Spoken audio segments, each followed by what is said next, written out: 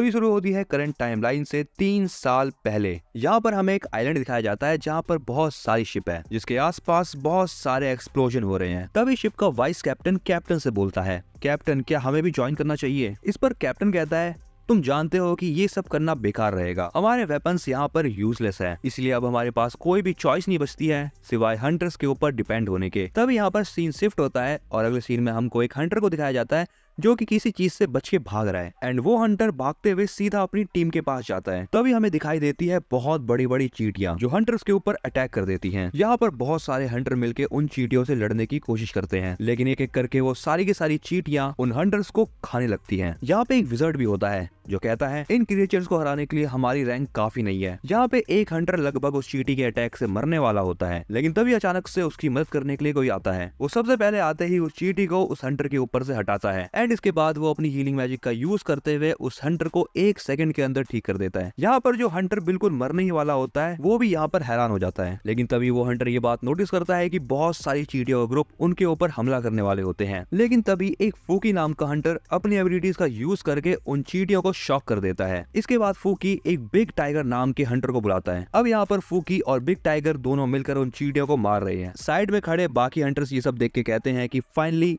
S rank के hunters आ चुके हैं। यहाँ पर हमें पता चलता है कि जो हीलिंग मैजिक का यूज कर रहा है उस हंटर का नाम है मिनोबे। फूकी मिनोबे को कहता है तुम तो बहुत तेज भागते हो मिनोबे, जिस पर मिनोबे कहता है मैं जितना हो सके उतना ज्यादा से ज्यादा लोगों की मदद करना चाहता हूँ और वैसे भी मुझे भरोसा था कि तुम दोनों मिलकर मुझे बचा ही लोगे। तभी यहाँ पर किसी की चिल्लाने की आवाज इनको सुनाई देती है और हमें यहाँ पर दिखाई देता है कि एक बहुत बड़ी सी व्हाइट कलर की चींटी इनके पीछे खड़ी है। फूकी उसे देखने के बाद कहता है क्या ये बॉस है? वैसे इसको देखकर लग तो नहीं रहा। इस पर टाइगर कहता है मुझे लगता है कि ये चींटियों के ग्रुप का लीडर है। इसके बाद टाइगर मिनोबे को कहता है मिनोबे तुम इंजर्ड लोगों का ध्यान रखो। इसके बाद टाइगर और फूकी वो दोनों मिलकर उस चींटी के ऊपर अटैक करने चले जाते हैं। टाइगर सबसे पहले जाते ही उस चींटी का मुंह पकड़ लेता है। इसके बाद फूकी अचानक से ऊपर से आता है एंड चींटी के ऊपर एक लाइटनिंग अटैक करता है। इस लाइटनिंग अटैक से उस चींटी को बहुत भयंकर वाला शॉक लगता है, जिसे देखने के बाद टाइगर उसके कुछ बॉडी पार्ट्स निकाल लेता है। ऐसा होते ही वो चींटी टाइगर को पीछे धकेल देती है, बट फाइनली यहाँ पर टाइगर अपनी एक एबिलिटी का यूज करता है और उस चींटी को मार देता है। नीचे आने के बाद फूकी टाइगर को कहता है तुम्हारी ये जो पावर थी ये तो बहुत वाहियात थी, लेकिन यहाँ पर चीजें खत्म नहीं होती। उस व्हाइट चींटी के मरने के बाद बहुत बड़ा सा ग्रुप आता है व्हाइट चींटियों का। ये देखने के बाद फूकी बोलता है ऐसा लगता है कि वो लीडर भी नहीं था। इस चींटी के ग्रुप को आता हुआ देखकर टाइगर अपनी एबिलिटी का फिर से यूज करता है, जिसके बाद उसकी बॉडी इनहेंस हो जाती है और उसकी मसल्स भी बढ़ जाती हैं। फूकी भी अपनी लाइटनिंग अटैक का यूज करता है, जिसके बाद यहाँ पर इन दोनों के पावर कंबाइन होकर उन चींटियों के ऊपर हिट करते हैं। तभी यहाँ पर सीन शिफ्ट होता है और हमें दिखाया जाता है कि एक माशिन नाम का बंदा इनको देख रहा है। माशिन कहता है लगता है ये लोग टाइम पर पहुंच गए, चलो फिर अब स्टार्ट करते हैं। और हमें यहाँ पर दिखता है कि माशिन के साथ भी बहुत सारे हंटर्स का ग्रुप है, जिनकी तरफ भी व्हाइट और लाल चींटियां बढ़ते हुए जा रही हैं। यहाँ पर माशिन अपनी फायर एबिलिटी का यूज करता है, जिससे सारी की सारी लाल वाली चींटियां मर जाती हैं, लेकिन यहाँ पर सफेद चींटियां अभी भी आगे बढ़ रही हैं। ये देखते हुए माशिन अपने हंटर्स की टीम को आगे भेजता है। अब इसके बाद यहाँ पर एक नरेशन स्टार्ट होती है। ये 10 साल पहले की बात है। 10 साल पहले इस वर्ल्ड में एक गेट आ गया जो दूसरे डायमेंशन को इस दुनिया के साथ जोड़ता है। उस गेट के दूसरी तरफ बहुत सारे अजीब मॉन्स्टर्स थे, जिन्हें आम हथियारों से नहीं मारा जा सकता था। जिन लोगों ने उन मॉन्स्टर से लड़ने की एबिलिटी को अवेक करा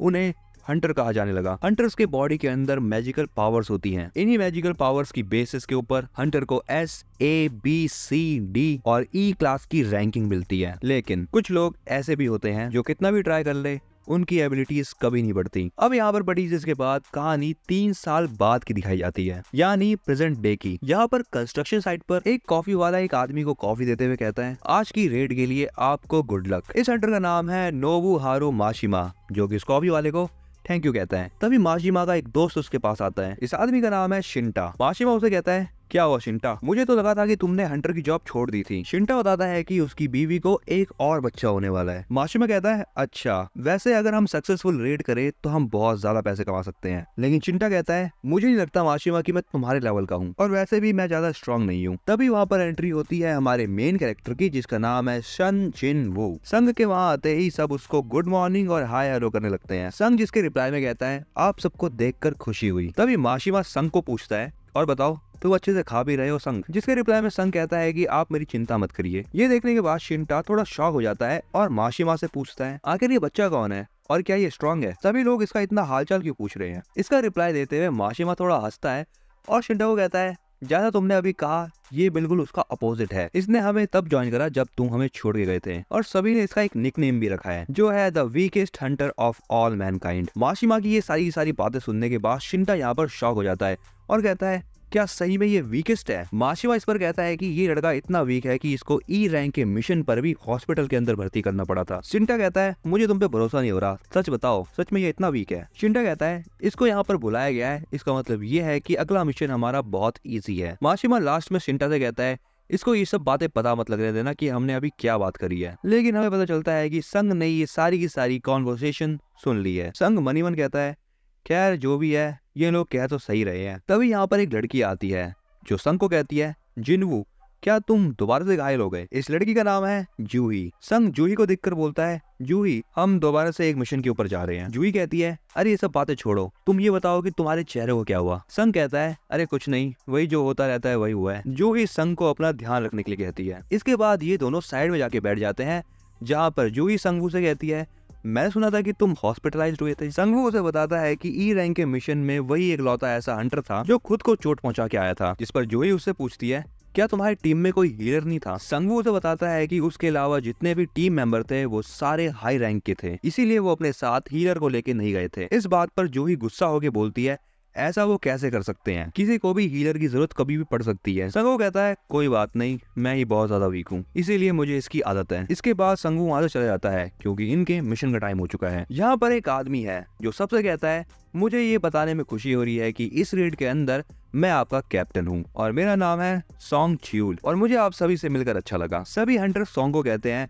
आप जरूर हाई रैंक के एक हंटर होगे, इसलिए आपको कैप्टन बनाकर हमें अच्छा लग रहा है। सॉन्ग को देखने के बाद संग कहता है आपको देखकर अच्छा लगा, जिसके बाद सॉन्ग भी उसको ग्रीट करता है और कहता है चलो फिर सब तैयार हो ना। जिसके बाद ये लोग गेट के अंदर जाने लगते हैं। अंदर जाते हुए माशिमा संग को कहता है हमारे साथ रहना संग। जूही भी कहती है कि हम अपना बेस्ट करेंगे एंड ये कहने के बाद वो भी गेट के अंदर चली जाती है। यहाँ पर संग अपनी एक नाइफ निकालता है एंड हमें पता लगता है कि उसके पास ये एक लौता वेपन है जिसके अंदर भी बस थोड़ा बहुत मैजिक है। वो ये भी कहता है कि मेरी इनकम इतनी कम है कि बस मैं यही नाइफ अफोर्ड कर सकता हूँ, लेकिन कुछ ना होने से अच्छा तो यही है। जिसके बाद वो भी फुल कॉन्फिडेंस के साथ गेट के अंदर घुसता है। अगला सीन होता है एक ऑफिस का जहाँ पर एक आदमी अपने प्रेसिडेंट से कहता है कि आपकी मीटिंग गवर्नमेंट के साथ कैसी रही? जिस पर प्रेसिडेंट कहता है गवर्नमेंट वाले बस एक ही बात कह रहे हैं, वो चाहते हैं कि हम डंजन्स में लगातार जाते रहें और जितनी भी चीजें हमें डंजन से मिल रही है हम सारी की सारी उन्हें सप्लाई करते रहे। लेकिन देखा जाए तो वो लोग कुछ गलत भी नहीं कह रहे, हम बस डंजन की चीजों को बेच कर ही पैसा कमाए जा रहे हैं। तभी वो प्रेसिडेंट अपने ड्रॉर में से एक चीज निकालता है और कहता है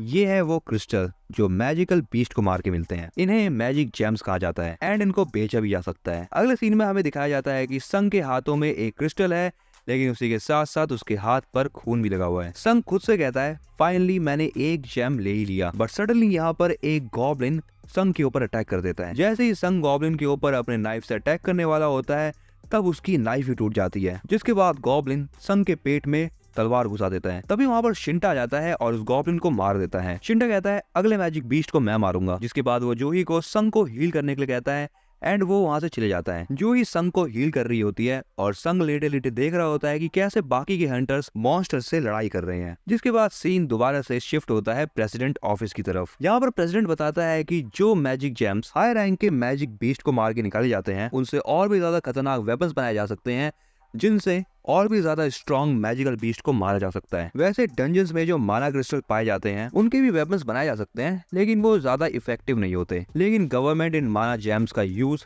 नई टाइप की एनर्जी के लिए करना चाहती है क्योंकि ये न्यूक्लियर पावर से बहुत ज्यादा सेफ है और हाइड्रो पावर से बहुत ज्यादा एफिशिएंट। साथ ही में ये थर्मल एनर्जी के मुकाबले कम एयर पोल्यूशन भी करती है। सिंपली ये एक कमाल की ग्रीन एनर्जी है। गवर्नमेंट इस चीज पर अभी रिसर्च कर रही है कि कैसे माना जेम्स और मैजिक क्रिस्टल से इलेक्ट्रिसिटी को बनाया जाए, लेकिन इन जेम्स और क्रिस्टल को लाने का काम बस हंटर्स ही कर सकते हैं। अगला सीन फिर से डंजन का होता है जहाँ पर इन हंटर्स ने मिलकर बहुत सारे मॉन्स्टर्स को मार दिया है। इसी के साथ साथ इन्होंने डंजन के बॉस को भी मार दिया है। पीछे बैठा हुआ संग भी ये सब चीजें देख रहा होता है। जो ही संग को बोलती है क्या तुमने प्रेशर में आके हंटर बनने का सोचा? अगर ऐसा है तो तुम्हारे साथ कभी भी कुछ भी हो सकता है क्योंकि तुम्हारी पूरी बॉडी को बहुत बुरा हर्ट हो सकता है। ये सुनकर संग जूही से माफी मांगता है, जिस पर जूही कहती है कि मुझे तुम्हारी माफी नहीं चाहिए, मुझे तुम्हारी चिंता है। पीछे हंटर्स ये बात कर रहे हैं कि यहाँ पर ज्यादा माना क्रिस्टल्स नहीं मिल रहे, इसीलिए जितने भी माना क्रिस्टल उन्हें मिले हैं उससे वो ज्यादा पैसे नहीं कमा पाएंगे। साइड में पड़ा हुआ संग भी ये बात सोच रहा होता है कि उसको तो बस ई रैंक का जेम मिला है और इसके लिए अपनी जिंदगी दांव पे लगाना होशियारी की बात नहीं है। तभी अचानक एक आदमी के चिल्लाने की आवाज आती है जो कहता है, सभी लोग इधर देखो। सभी के सभी हंटर्स उसके ऊपर ध्यान देते हैं और उन्हें दिखता है कि यहाँ पर एक बहुत गहरी टनल है। वो सोचते हैं कि क्या ये एक डबल डंजन है। वो लोग ये बात कर रहे होते हैं कि हमने बॉस को डिफीट कर दिया है, लेकिन ये डंजन अभी तक बंद नहीं हुआ। तभी वहाँ पर खड़ी एक लड़की कहती है, हाँ मुझे भी ये चीज देखकर बहुत अजीब लग रहा है। माशिमा और शिंटा ये सोच के खुश हो रहे होते हैं कि अब वो और भी ज्यादा पैसा कमा सकते हैं। कैप्टन सन कहता है, ऐसी सिचुएशन में हमें ये बात हंटर एसोसिएशन को रिपोर्ट करनी चाहिए। शिंटा कहता है, नहीं, अगर हम ऐसा करेंगे तो हमारे बाद आए हुए हंटर्स इस चीज का फायदा उठा लेंगे और वैसे भी ये एक डी रैंक का डंजन है, इसके अंदर हम आराम से जा सकते हैं। माशिमा भी कहता है, शिंटा की वाइफ प्रेग्नेंट है और खुद देखो हमें कितने कम जेम्स मिले हैं। कैप्टन सॉन्ग कहता है, ऐसा करना डेंजरस हो सकता है, इसलिए अब हम यहाँ पर वोटिंग करेंगे। यहाँ पर वोटिंग होती है और वोटिंग में 6 लोग तैयार हैं और 6 लोग तैयार नहीं हैं। और यहाँ पर संघ ने वोटिंग नहीं करी है तो अब सब कुछ संघ के ऊपर डिपेंड करता है। संघ यहाँ पर सोचता है कि उसके लिए डी रैंक के डंजन बहुत ज्यादा खतरनाक हो सकते हैं, लेकिन वो ये भी सोचता है कि उसके फादर अभी तक मिसिंग है और वही एक लौता है जो कि उसके घर में पैसे कमाता है। इसी के साथ ही साथ उसको अपनी मॉम के हॉस्पिटल के खर्चों को भी उठाना है और इसी के साथ ही साथ उसकी एक बहन भी है जो कॉलेज में पढ़ाई कर रही है, इसीलिए उसको पैसों की बहुत ज्यादा जरूरत है। इसीलिए संघ यहाँ पर ये चीज डिसाइड करता है कि वो डंजन के अंदर जाएगा। इसके बाद हमें नेक्स्ट सीन एक अलग सी जगह का दिखाया जाता है। यहाँ पर एक लेडी एक आदमी से कह रही होती है कि अब आप अपना हाथ इस ब्लैक क्रिस्टल के ऊपर रखो। जैसे ही वो आदमी अपना हाथ उस ब्लैक क्रिस्टल के ऊपर रखता है, उस आदमी को अपनी हंटर रैंक पता चल जाती है। यहाँ पर हमें बताया जाता है कि इस जगह पर लोगों को उनकी हंटर रैंक्स बताई जाती है और यहाँ पर अलग अलग एसोसिएशन के लोग इन हंटर्स को अपने साथ ज्वाइन करवाने आते हैं। यहाँ पर एक एजेंट किसी से बात करते हुए कहता है, हमारे साथ एक बी रैंक और 2 सी रैंक के हंटर जुड़ने के लिए तैयार हो चुके हैं। जिस आदमी से वो एजेंट बात कर रहा होता है वो आदमी उसका बॉस है जिसका नाम है मिस्टर चॉय। मिस्टर चॉय उस एजेंट से कहता है, जेंडर और एज को मत देखना, बस टैलेंटेड लोगों को अपने साथ रखो। लेकिन मुझे नहीं लगता कि हमारे एसोसिएशन को चाहे इनसे कोई बेटर हंटर मिल सकता है।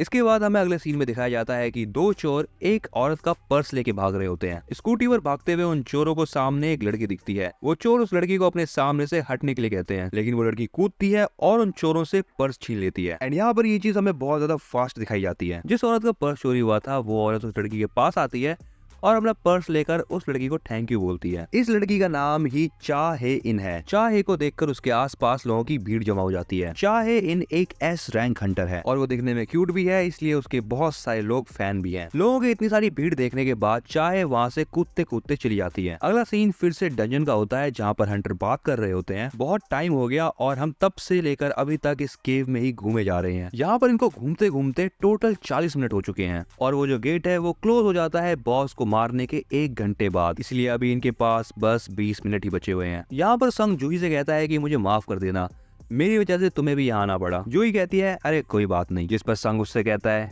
क्या तुम्हें सच में बुरा नहीं लग रहा? ये सुनकर जूही संग पर चिल्लाती है और उसे कहती है कि तुम उस गॉब्लिन से मर भी सकते थे एंड मैं अपनी हीलिंग का यूज करके तुम्हें बहुत मुश्किल से ही बचा पाई हूँ, और वैसे भी तुमने यहाँ पर आने के लिए हाँ क्यों करी? यहाँ पर संग वो जूही से माफी मांगता है और मन ही मन सोचता है, बी रैंक हंटर जूही, इसी की वजह से मैं हर बार बच पाता हूँ। जूही कहती है, अगर तुम्हें माफी मांगनी है तो तुम अगली बार मुझे खाना खिला देना। ये सुनकर संगवू थोड़ा चौंक जाता है, जिसे देखने के बाद जूही कहती है, क्यों, क्या हुआ, तुम्हें मेरे साथ खाना खाना पसंद नहीं है? यहाँ पर संगवू जूही से कुछ कहने वाला होता था, लेकिन तभी उसे आवाज आती है, हम पहुंच गए, यही है बॉस रूम। यहाँ हमें दिखता है कि यहाँ पर एक बहुत बड़ा सा दरवाजा है। उस दरवाजे को देखने के बाद सभी हंटर कहते हैं कि इतना बड़ा दरवाजा यहाँ क्या कर रहा है? माशिमा और शिंटा कहते हैं, हम तो इस दरवाजे के अंदर जाएंगे क्योंकि हम खाली हाथ वापस नहीं जा सकते। और सॉन्ग की तरफ देख के कहते हैं, क्यों, ये सही रहेगा ना कैप्टन? एंड इस बात पर सॉन्ग भी राजी हो जाता है। अगले सीन में हमें एक मीटिंग दिखाई जाती है जहाँ पर हमें पता लगता है कि प्रेसिडेंट का नाम गो गुन हे है और ये हंटर एसोसिएशन के प्रेसिडेंट हैं। वो ये कह रहे होते हैं कि मुझे आशा है कि आप में से आगे चलकर कुछ लोग हंटर्स बनेंगे, और वो सभी को बताते हैं कि ये पोर्टल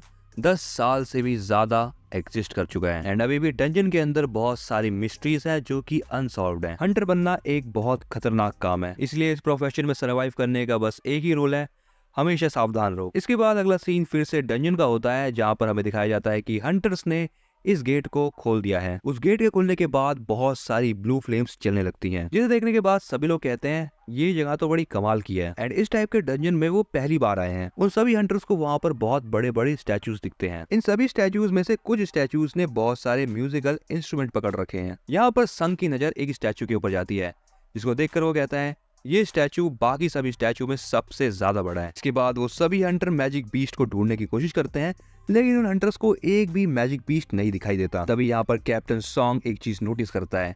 वो देखता है कि जमीन पर एक मैजिक सर्कल बन रखा है। तभी एक हंटर कैप्टन सॉन्ग को बुलाकर कहता है, यहाँ पर एक अजीब सी भाषा लिख रखी है कैप्टन सॉन्ग। कैप्टन सॉन्ग जैसे ही उसको देखता है वो बोलता है, इस पर कार्डेनन टेम्पल के रूल लिखे हुए हैं। सबसे पहला रूल है गॉड की पूजा करो, दूसरा रूल गॉड को प्रेस करो, तीसरा रूल है गॉड पर भरोसा रखो। दूसरी तरफ जूही संग से बोलती है, ये जो सबसे बड़ा वाला स्टैचू है इसकी अभी आंख हिली थी और ये हमें ही देख रहा था। संग कहता है, नहीं ऐसा नहीं है, शायद तुम्हें गलतफहमी हुई हो। साथ ही साथ कैप्टन सॉन्ग चौथा रूल बोलता है, जो भी इन रूल्स को नहीं मानेगा वो इस जगह से जिंदा वापस नहीं जा पाएगा। तब यहाँ पर वो दरवाजे बंद हो जाते हैं जहाँ से वो सभी हंटर्स अंदर घुसे थे एंड इस चीज को देखकर सभी डर जाते हैं। यहाँ पर एक हंटर बहुत गुस्से में कहता है, इसलिए मैं यहाँ पर नहीं आना चाहता था, मुझे पता था कि यहाँ पर कुछ मिलने वाला नहीं है। एंड वो हंटर वहाँ से जाने लगता है और जैसे ही वो हंटर गेट को छूता है, गेट के पास खड़ा एक स्टैचू हिलता है और उस हंटर को आधा काट देता है। एंड अभी जो उस हंटर के साथ हुआ ये चीज देखकर बाकी के हंटर शॉक हो जाते हैं और कुछ डर के मारे चिल्लाने लगते हैं। यहाँ पर संग डर के मारे सोचने लगता है कि जो हंटर अभी मरा वो आखिर कौन सी रैंक का था, वो जो भी हो मुझसे तो बहुत ज्यादा स्ट्रॉन्ग था। साथ ही साथ हमें ये भी दिखाई देता है कि जिस स्टैचू ने उस हंटर को मारा था वो वापस अपनी पोजीशन पे जाके खड़ा हो जाता है। यहाँ पे संग ये सोचता है कि ये एक डी रैंक डंजन हो ही नहीं सकता। बट इन सब चीजों के बाद जैसे ही वो अपने पीछे उस बड़े से स्टैचू को देखता है, वो स्टैचू भी अचानक से संग वो की आंखों में झांकता है, जिसे देखने के बाद संग बहुत डर जाता है। अब यहाँ पर संग वो अपने लाइफ के बारे में सोचता है। वो ये सोचता है कि कैसे पहले ही मिशन में वो अपनी टीम से बिछड़ गया था और उसके ऊपर अटैक हो गया था। इसी के साथ साथ एक बार ऐसा हुआ था कि वो लगभग मरने ही वाला था। वो बताता है कि हंटर्स मैजिक जेम का यूज वेपन खरीदने में करते हैं, जिससे कि वो मैजिक बीस्ट को मारकर और भी ज्यादा पैसे कमा पाए। लेकिन संग के पास ऐसा कुछ भी नहीं था। अगर उसकी नाइफ टूटी तो उसको अपने हाथों का यूज करना पड़ेगा। संग यहाँ तक इतना गरीब है कि वो नए जूते भी नहीं खरीद सकता, इसलिए उसको ना चाहते हुए भी ये हंटर वाला काम करना पड़ता है। इसके बाद सीन प्रेजेंट में शिफ्ट होता है, जहाँ पर संग बहुत जोर से चिल्लाता है, सभी झुक जाओ। तभी वो सबसे बड़ा वाला स्टैचू अटैक करता है और इस अटैक में आधे से ज्यादा हंटर मर जाते हैं। संग को यहाँ पर समझ नहीं आ रहा होता कि आखिर चल क्या रहा है। वो इस जगह पर ट्रैप हो चुका है और बाहर जाने का कोई भी रास्ता नहीं है। उसको ये भी लग रहा है कि वो अब मरने वाला है। सारे हंटर्स उसी डंजन में फंसे हुए हैं और यहाँ पर कोई भी नहीं जानता कि इस डंजन से बाहर कैसे निकला जाए। तभी कैप्टन सॉन्ग यहाँ पर सबको हिलने से मना करता है। वो ये कहता है कि अगर कोई भी अपनी जगह से हिला तो ये स्टैचू फिर से हमारे ऊपर अटैक कर देगा। यहाँ पर जूही भी बहुत डरी हुई है। तभी सॉन्ग जिनवू के पास आकर कहता है, अच्छा होगा कि तुमने स्टैचू को नोटिस कर लिया, नहीं तो अभी हम सभी मारे जाते। सॉन्ग जिनवू से ये भी कहता है, तुम्हें पता था ना जिनवू कि ये स्टैचू हिलने वाला है। इस बात पर जिनवू मना कर देता है। जिनवू सॉन्ग के हाथ को नोटिस करता है जिसमें से खून बह रहा है, क्योंकि सॉन्ग का हाथ यहाँ पर कट चुका है। सॉन्ग जिनवू से ब्लीडिंग को रोकने के लिए मदद मांगता है। जिनवू सॉन्ग के हाथ पर पट्टी बांध ही रहा होता है। तभी यहाँ पर सॉन्ग कहता है, अगर अभी जूही की हालत सही होती तो मैं उसे हील करने के लिए कहता। सॉन्ग ये भी कहता है कि जूही एक बी रैंक की हीलर है, लेकिन तब भी वो सिंपल रेड के ऊपर इसलिए जाती है क्योंकि वो वीक माइंडेड है। इसके बाद वो स्टैचू को देखकर कहता है कि मुझे ऐसा लग रहा है कि ये डंजन ए रैंक का है, या फिर हो सकता है कि ये एस रैंक का भी हो। इसके बाद वो फिर से टेम्पल के सारे रूल बताता है। जिनवू कहता है कि यहाँ पर जिस गॉड की बात हो रही है शायद वो ये स्टैचू हो। अगला सीन होता है जिनवू की बहन की क्लास का। जिनवू की बहन अपनी दोस्त से कहती है, क्लास स्टार्ट होने वाली है, तुम कहाँ चली गई थी? जिसका आंसर देते हुए उसकी दोस्त कहती है कि उसे कुछ काम आ चुका था। तभी हमें बताया जाता है कि जिनवू की बहन का नाम है जिनहा। जिना की दोस्त उससे कहती है कि तुम्हारा भाई हंटर है ना? जिना कहती है हाँ, लेकिन वो एक ई रैंक हंटर है, इसीलिए जब भी वो मिशन से आता है उसके शरीर पे हमेशा कोई ना कोई चोट रहती है। जिसके बाद जिना अपनी दोस्त से कहती है कि तुमने ऐसी बात क्यों पूछी? उसकी दोस्त कहती है कि उसने ये बात बस ऐसी ही पूछ ली, लेकिन तभी वो खुद से कहती है कि अगर मैं उसकी जगह होती तो मेरी हालत ऐसी नहीं होती। अगला सीन फिर से डंजन का होता है, यहाँ पर सॉन्ग जिनवू को कहता है, मुझे नहीं लगता कि हम उसके ओपोनेंट हैं। सॉन्ग जिनवू से बात कर ही रहा होता है कि तभी पीछे से एक हंटर चिल्लाता है, मैंने एक बहुत बड़ी एसोसिएशन के साथ कॉन्ट्रैक्ट किया है, इसलिए मैं अभी यहाँ पे नहीं मर सकता। वो ये बताता है कि उसे अपनी स्पीड के ऊपर इतना भरोसा है कि वो किसी के भी अटैक से बच सकता है, लेकिन जैसे वो अपनी फुल स्पीड का यूज करके गेट की तरफ भागता है, स्टैचू ऑफ गॉड अपनी लेजर बीम से उसका पूरा शरीर उड़ा देता है, बस उसके पैर बच जाते हैं। एंड लिटरली बडीज यहाँ पर ये वाला सीन बहुत भयानक था। इस हंटर के साथ अभी जो हुआ ये देखकर बाकी के हंटर दोबारा से खौफ में आ जाते हैं। सॉन्ग कहता है कि ये चीज हमें चींटी की तरह कभी भी मसल सकती है, बट यहाँ पर जिनवू थोड़ा कंफ्यूज है और वो कहता है, अगर ऐसी बात है तो इस स्टैचू ने हमारे ऊपर अभी तक अटैक क्यों नहीं करा? एंड यहाँ पर थोड़ी देर तक सोचने के बाद जिनवू सॉन्ग से टेम्पल का फर्स्ट रूल पूछता है, जिस पर सॉन्ग कहता है, फर्स्ट रूल ये है कि गॉड की पूजा करो। ये सुनने के बाद जिनवू खड़ा होने लगता है, जिसे देखकर सॉन्ग कहता है कि मुझे नहीं लगता कि तुमने अभी तक हार मानी है। जैसे ही वो पूरा खड़ा होने की कोशिश करता है, यहाँ पर तभी स्टैचू की आंख फिर से जलने लगती है, लेकिन यहाँ पर जिनवू फटाफट से झुक जाता है, जिससे स्टैचू की आंखें फिर से नॉर्मल हो जाती है। ये देखने के बाद जिनवू सभी हंटर से कहता है कि सब अपने घुटनों के बल बैठ जाओ और इस स्टैचू के सामने झुक जाओ, जिस पर सॉन्ग उससे पूछता है कि तुमने कुछ पता लगाया है क्या। जिनवू बताता है कि जब तक उन सभी का सर एक सर्टेन हाइट से नीचे रहेगा तब तक ये स्टैचू उनके ऊपर अटैक नहीं करेगा, और शायद यही टेंपल के पहले रूल का मतलब है। ये कहने के बाद जिनवू झुक जाता है और ये चीज देखने के बाद बाकी हंटर्स भी उसके साथ झुक जाते हैं। बट यहाँ पर माशिमा को जिनवू की बात पर थोड़ा डाउट होता है, और तभी यहाँ पर हमें वो सीन दिखाया जाता है जिसका हम सभी को वेट था। सबको झुका हुआ देख के स्टैचू ऑफ गॉड एक अजीब सी स्माइल करता है। उस स्टैचू का ऐसा अजीब सा एक्सप्रेशन देखने के बाद सभी हंटर्स सोच में पड़ जाते हैं। बट तभी थोड़ी देर तक झुके रहने के बाद यहाँ पर शिंटा फिर से खड़ा हो जाता है। वो सभी हंटर्स को ये कहता है कि देखो अब ये हमारे ऊपर अटैक नहीं कर रहा है, और शिंटा को देखकर बाकी के हंटर्स दोबारा से खड़े हो जाते हैं। लेकिन तभी यहाँ पर आता है एक ट्विस्ट। जो स्टैचू ऑफ गॉड बैठा हुआ था वो उन सभी को देखकर खड़ा हो जाता है। उस स्टैचू को खड़ा देखकर बाकी के हंटर्स फिर से यहाँ पे खौफ में आ जाते हैं। सॉन्ग यहाँ पर घबरा के जिनवू से कहता है कि क्या तुम्हारे पास कोई आइडिया है। जिनवू कहता है मुझे ऐसा लग रहा है कि हम इस टेंपल के रूल को वायलेट नहीं कर सकते हैं। लेकिन इसी के साथ साथ यहाँ पर स्टैचू ऑफ गॉड उन हंटर्स की तरफ आगे बढ़ता है। जिनवू कहता है सेकंड रूल में लिखा हुआ था कि गॉड को प्रेज करो। यहाँ पर बाकी के सभी हंटर ये बात सोच रहे होते हैं कि इस क्लू का क्या मतलब है। बट तभी एक हंटर आगे बढ़ते हुए कहता है कि मैं जानता हूँ कि गॉड को प्रेज कैसे करना है। जिसके बाद वो हंटर आगे बढ़ता है और सर झुकाकर कुछ भी बड़बड़ाने लगता है। ये चीज देखने के बाद बाकी हंटर्स कहते हैं कि ऐसा लग रहा है कि ये चीज काम कर रही है और ये स्टैचू अब स्लो हो चुका है। लेकिन यहाँ पर ये हंटर प्रार्थना कर ही रहा होता है कि तभी स्टैचू ऑफ गॉड अपने पैर से उस हंटर को कुचल देता है। उस हंटर का खून फ्लोर पर फैला हुआ देखकर बाकी के हंटर्स डर जाते हैं। इसके बाद फिर से वो स्टैचू आगे बढ़ने लगता है, जिसे देखकर माशिमा और शिंटा वहाँ से भागने लगते हैं। बट अब बारी होती है इस लड़की की, एंड ये लड़की भी यहाँ पर कुचली जाती है। सॉन्ग कहता है कि एक साथ भागना अच्छा नहीं रहेगा, इसलिए हम सब अलग हो जाते हैं। सभी हंटर्स अपनी जान बचाने के लिए इधर उधर भागने लगते हैं। भागते भागते शिंटा यहाँ पर सोचता है कि वो इस जगह पर तो नहीं मर सकता, और इसी के साथ उसको अपनी फैमिली की भी याद आती है। लेकिन भागते भागते वो एक गार्ड स्टैचू के सामने आ जाता है, जिसके बाद वो स्टैचू अपनी कुल्हाड़ी से शिंटा को 2 हिस्सों में बांट देता है। जूही के साथ भागते भागते जिनवू यहाँ पर ये सोच रहा है कि गॉड को आखिर प्रेस कैसे करे। वो जूही की तरफ देख के कहता है कि मैं जूही को अकेले छोड़ नहीं सकता। इसी के साथ जिनवू बाकी के स्टैचूज को भी देख रहा है। तभी एक स्टैचू एक हंटर को बहुत बुरी तरीके से मार देता है। जिनवू उन सभी स्टैचूज को देखते देखते ये बात नोटिस करता है कि कुछ स्टैचूज के हाथ में स्वॉर्ड है, कुछ के हाथ में हैमर और कुछ स्टैचूज के हाथ में म्यूजिकल इंस्ट्रूमेंट। इसके बाद जिनवू यहाँ पर कुछ सोचता है और बाकी बचे हुए हंटर्स को म्यूजिकल इंस्ट्रूमेंट पकड़े हुए स्टैचूज के नीचे जाने के लिए कहता है। जैसे ही सॉन्ग उस स्टैचू के नीचे जाता है, उस स्टैचू में से कुछ गाना वाना बजने लगता है, जिसे देखने के बाद सॉन्ग सबसे कहता है ये म्यूजिकल इंस्ट्रूमेंट वाला स्टैचू अटैक नहीं करेगा। यहाँ पर बहुत अलग अलग स्टैचूज है जिनके हाथ में म्यूजिकल इंस्ट्रूमेंट्स हैं, इसीलिए सभी हंटर्स अलग अलग जगह पर जाके बैठ जाते हैं। जिनवू जूही के साथ एक स्टैचू के नीचे जाके खड़ा हो जाता है, लेकिन वो स्टैचू एक्टिवेट नहीं होता। जिनवू यहाँ पर कहता है लगता है 2 लोग एक स्टैचू के नीचे खड़े नहीं रह सकते, और वो जूही को वहाँ पर छोड़ के चला जाता है, जिसके बाद वो स्टैचू एक्टिवेट हो जाता है। जिनवू यहाँ पर दूसरे स्टैचू की तरफ भाग रहा होता है, लेकिन उसका पीछा गॉड स्टैचू कर रहा होता है। गॉड स्टैचू जिनवू के ऊपर पैर रखने वाला होता है, लेकिन यहाँ पर जिनवू एक जंप मारता है और बच जाता है। लेकिन यहाँ पर जिनवू से एक मिस्टेक हो जाती है, वो एक वेपन पकड़े हुए स्टैचू के नीचे आकर खड़ा हो जाता है। सॉन्ग चिल्लाकर जिनवू को कहता है कि वहाँ पर खड़ा नहीं होना तुम्हें, जिसके बाद वो स्टैचू अपनी शील्ड से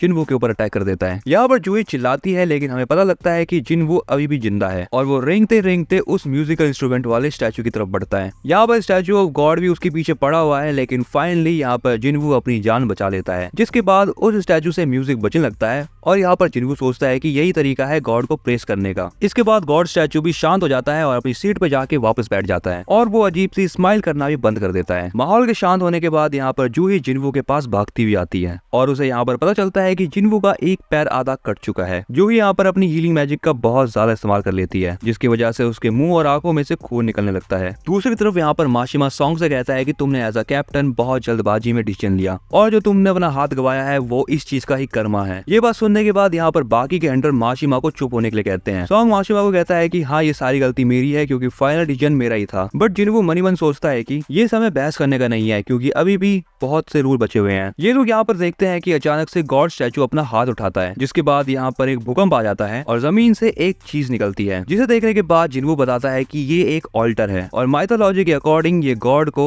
सैक्रिफाइस देने के लिए यूज करा जाता है। और इसी के साथ वो तीसरा रूल बताते हुए कहता है कि बिलीव द गॉड। तभी माशिमा यहाँ पर कहता है कि जिनवू मुझे पता है कि इसका मतलब क्या है। एंड यहाँ पर माशिमा अपनी तलवार निकालकर सॉन्ग के गले पर रख देता है। माशिमा कहता है कि मेरा दोस्त अपनी वाइफ से मिलने से पहले ही मारा गया। और वो सॉन्ग से कहता है तुमने ही कहा था कि ये सारी की सारी रिस्पॉन्सिबिलिटीज तुम्हारी है। माशिमा की ये सारी की सारी बातें सुनने के बाद सॉन्ग कहता है कि चलो ठीक है, मैं अकेले जाता हूँ। पीछे बैठा हुआ जिनवू यहाँ पर सोच रहा होता है कि ये अकेले कैप्टन की गलती नहीं है, हम सब ने ही यहाँ पर आने के लिए वोट किया था। जैसे ही सॉन्ग उस ऑल्टर के पास आगे खड़ा होता है तभी वहाँ पर एक आग जलने लगती है, जिसे देखने के बाद सॉन्ग जिनवू से कहता है कि मुझे कुछ और भी करना है। जिनवू कहता है मुझे चेक करना पड़ेगा, और तभी वो इन दोनों हंटर्स की मदद मांगता है। वो उन दोनों से कहता है कि तुम मुझे ऑल्टर तक ले जाओ। जिनवू और वो दोनों हंटर जैसे ही वहाँ पर जाते हैं तभी वहाँ पर और भी ज्यादा आग जलने लगती है। जिनवू सॉन्ग को कहता है कि उसको अभी तक पता नहीं चला कि आखिर करना क्या है। जिनवू सॉन्ग से ये भी कहता है कि अगर हम यहाँ पर वेट करेंगे तो क्या हमें कोई रेस्क्यू करने आएगा। सॉन्ग कहता है कि डंजन क्रिएट होने के बाद आज 7वां दिन है और मुझे लगता है कि हमारे रेस्क्यू होने से पहले वो लोग एक्शन ले लेंगे। जिनवू यहाँ पर सोचता है कि 7वें दिन बाद गेट पूरा खुल जाएगा, जिसे डंजन ब्रेक कहते हैं, जिससे होगा ये कि जो बीस्ट है वो ह्यूमन वर्ल्ड में एंटर कर जाएंगे। इसीलिए टाइम लिमिट पूरा होने से पहले उन्हें डंजन बॉस को हराना पड़ेगा, और अगर यहाँ पे ये लोग फेल हो गए तो ये स्टैचू भी ह्यूमन वर्ल्ड के अंदर जा सकता है। अगला सीन होता है जिना का, जो कि अपने मॉम से मिलने हॉस्पिटल आई है। जिना यहाँ पर अपनी मॉम से बहुत सारी बातें कर रही होती है, लेकिन उसके बदले में उसकी मॉम कोई भी रिस्पॉन्ड नहीं करती।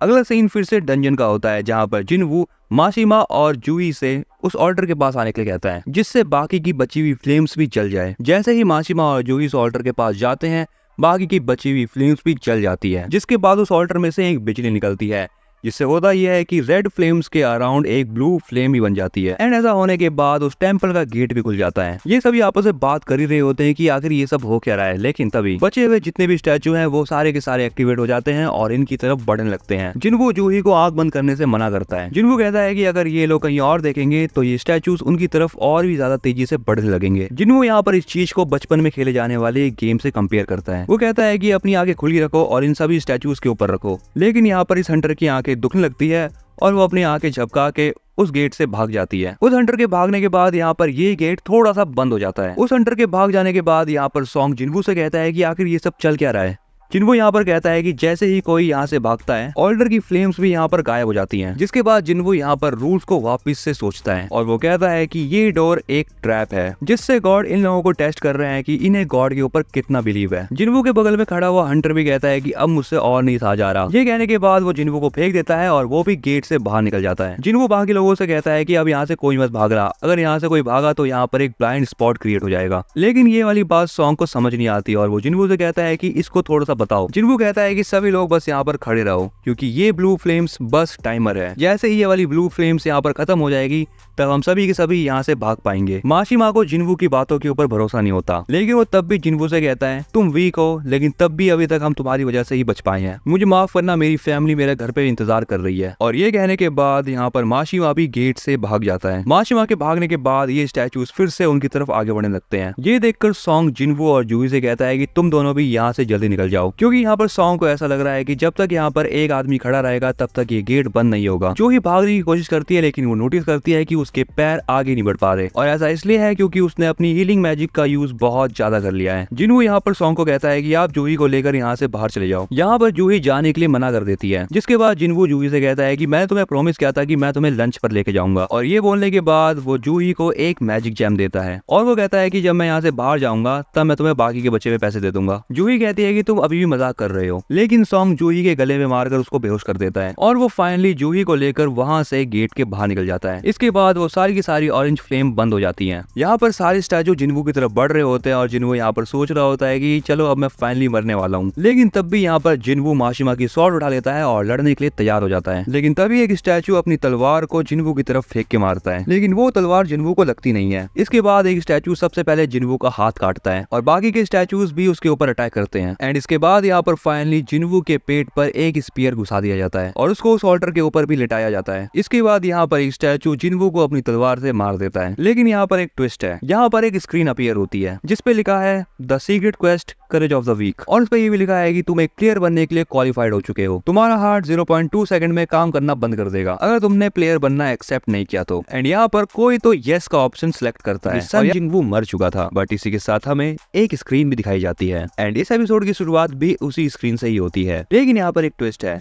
सन जिंगवू जो कि लास्ट एपिसोड में मर चुका था, प्रेजेंट में वो एक हॉस्पिटल के बेड के ऊपर है। यहाँ पर चौक के उठने के बाद संग सबसे पहले अपने हाथ और पैर को देखता है जो कि बिल्कुल सही हालत में है। और ये चीज देखने के बाद यहाँ पर जिनवू को भी समझ नहीं आता कि उसके साथ ये क्या हो रहा है। जिनवू को ये सारी चीजें सपना लग रही थी, लेकिन तभी उस रूम के अंदर दो आदमी आते हैं, जिनमें से एक आदमी का नाम है इनुकाय। इनुकाय जिनवू को ये बताता है कि वो एक मैनेजर है हंटर एसोसिएशन मॉनिटरिंग डिवीजन का। यहाँ पर जो दूसरा आदमी है उसका नाम है शुन। इनुकाय और शुन जिनवू को बताते हैं कि वो 3 दिन से बेहोश था। ये सुनने के बाद जिनवू थोड़ा सरप्राइज होता है और वो मिस्टर सॉन्ग और जूही के बारे में पूछता है। इनुकाय इस पर कहता है कि वो दोनों भी ठीक हैं, लेकिन यहाँ पर मिस्टर सॉन्ग ने अपना एक हाथ खो दिया है और हो सकता है कि अब वो रिटायर भी हो जाए। और जूही की मानसिक हालत बहुत ज्यादा खराब है, इसीलिए उसकी साइकोलॉजिकल ट्रीटमेंट चल रही है और हो सकता है कि शायद वो हंटर का काम भी छोड़ दे। इसके बाद इनुकाय ये भी बताता है कि उस टेम्पल से खाली 6 लोग ही बाहर निकल पाए थे। हंटर्स की जॉब हमेशा खतरे में तो रहती है, लेकिन ऐसी घटनाएं बहुत रेयरली देखी जाती हैं। अब इस हादसे के बारे में जैसे ही इनुकाय को पता लगा था, वो व्हाइट टाइगर गिल्ड मेंबर्स के साथ वहां पर जाता है, लेकिन वहां पहुंचते ही बस उन्हें जिनवू ही दिखता है। वो ये भी कहता है कि उन सबको ना ही वहां पर कोई टेम्पल मिला और ना ही कोई स्टैचूज। ये सुनने के बाद जिनवू कहता है कि ऐसा कैसे हो सकता है। इस पर इनुकाय कहता है कि अगर उन्हें वहां पर कोई भी डेड बॉडीज नहीं मिलती तब वो इस बात को झूठ मान सकता था। ये बोलते ही वो खड़ा होता है और जिनवू से एक सवाल पूछता है। इनुकाय कहता है, जिनवू क्या तुमने रीअवेकनिंग एक्सपीरियंस करी है? इनुकाय की ये बात सुनकर जिनवू को कुछ समझ नहीं आता। जिनवू यहाँ पर ये सोचता है कि हंटर्स की एबिलिटी कभी भी उनके लाइफ में चेंज नहीं होती है, लेकिन तब भी कुछ ऐसे हंटर्स होते हैं जो कि सेकंड अवेकनिंग को एक्सपीरियंस कर सकते हैं और ऐसा करके वो एस रैंक या ए रैंक के हंटर्स भी बन सकते हैं। इसके बाद इनुकाय जिनवू के सामने एक मैजिक पावर डिटेक्टर लाके रख देता है और जिनवू को उसके ऊपर हाथ रखने के लिए कहता है। इनुकाय को यहाँ पर ऐसा लग रहा है कि जिनवू की सेकंड अवेकनिंग हुई है, इसलिए वो जिंदा बच पाया। लेकिन यहाँ पर जिनवू जैसे ही उस मैजिक पावर डिटेक्टर के ऊपर हाथ रखता है, उसका स्कोर आता है 10। जिनवू यहाँ पर बहुत ज्यादा खुश हो गए। इनुकाय से पूछता है अगर उसकी सेकंड अवेकनिंग हुई है तो अब उसकी रैंक क्या है। अब यहाँ पर जिनवू का स्कोर बहुत ज्यादा कम है, इसीलिए इनुकाय उसे कुछ भी नहीं बताता और उससे माफी मांगकर बाहर चल जाता है। बाहर जाकर शुन इनुकाय से बात करते हुए कहता है, एक ई रैंक के हंटर का भी स्कोर 70 रहता है, ये लड़का एक ऑर्डिनरी इंसान है। कमरे के अंदर बैठा हुआ जिनवू ये सोच रहा है, आखिर ये लोग क्या करने आए थे इधर? इन लोगों ने बस मुझे फालतू में एक्साइटेड कर दिया। बट अभी भी यहाँ पर जिनवू को वही स्क्रीन दिख रही है और जिनवू ये सोच रहा है कि क्या उन लोगों को ये स्क्रीन दिखाई नहीं दी। लेकिन इसी के साथ साथ जिनवू को डंजन वाली बातें भी याद आने लगती है। बट तभी यहाँ पर जिनवू की बहन जिना वहाँ पर आती है और आने के साथ ही वो जिनवू के ऊपर चिल्लाने लगती है। जिना उससे ये कहती है कि तुम ही हमेशा क्यों मार खा के आते हो। लेकिन ये सारी की सारी बातें सुनने के बाद जिनवू स्माइल करता है। इसके बाद वो जिना से कहता है, क्या तुम्हें ये स्क्रीन दिखाई दे रही है? जिना उससे कहती है कि कौन सी स्क्रीन की बात कर रहे हो तुम? जिनवू अब यहाँ पर जिना से ये पूछता है कि किसी गेम के अंदर अनरीड मैसेजेस को रीड कैसे करे। जिना इस पर सोचती है कि उसका भाई कैसी बातें कर रहा है, लेकिन तब भी वो जिनवू को ये बताती है कि अनरीड मैसेजेस को पढ़ने के लिए बस सिंपली मैसेज बॉक्स के ऊपर क्लिक कर दो। और ये कहने के बाद जिना उस रूम से बाहर चली जाती है। उस रूम के बाद जिना की फ्रेंड सॉन्गी उसका वेट कर रही थी। रूम में बैठा हुआ जिनवू गेम के सारे नोटिफिकेशंस को पढ़ रहा होता है। जैसे कि ये जो सिस्टम है वो प्लेयर की डेवलपमेंट के लिए बनाया गया है और अगर प्लेयर सिस्टम के रूल्स को फॉलो नहीं करता तो उसके ऊपर पेनल्टी भी लग सकती है, लेकिन अगर वो रूल्स को फॉलो करता है तो उसको रिवॉर्ड्स मिलेंगे। जिनवू यहाँ पर ये सारी की सारी बातें पढ़ता है, लेकिन उसको एक भी चीज समझ नहीं आती। लेकिन फिर भी यहाँ पर जिनवू एक डेली क्वेस्ट को कंफर्म कर देता है। यहाँ पर वो देखता है कि इस क्वेस्ट के अंदर उसको 100 सिटअप्स मारने हैं, 100 पुशअप मारने हैं, 100 स्क्वाट्स और 10 किलोमीटर भागना है। अगर वो इस टास्क को कंप्लीट करने में फेल हो जाता है तो उसके ऊपर एक पेनल्टी लगेगी। लेकिन यहाँ पर जिनवू हॉस्पिटलाइज्ड है और वो सोचता है कि ये सब कुछ एक मजाक है और उसको ये सब कुछ करने की जरूरत नहीं है। इसके बाद अगले सीन में इनुकाय को दिखाया जाता है जो प्रेसिडेंट से फोन पर बात करते हुए कहता है उस लड़के की कोई भी रीअवेकनिंग नहीं हुई है। इस पर प्रेसिडेंट कहता है,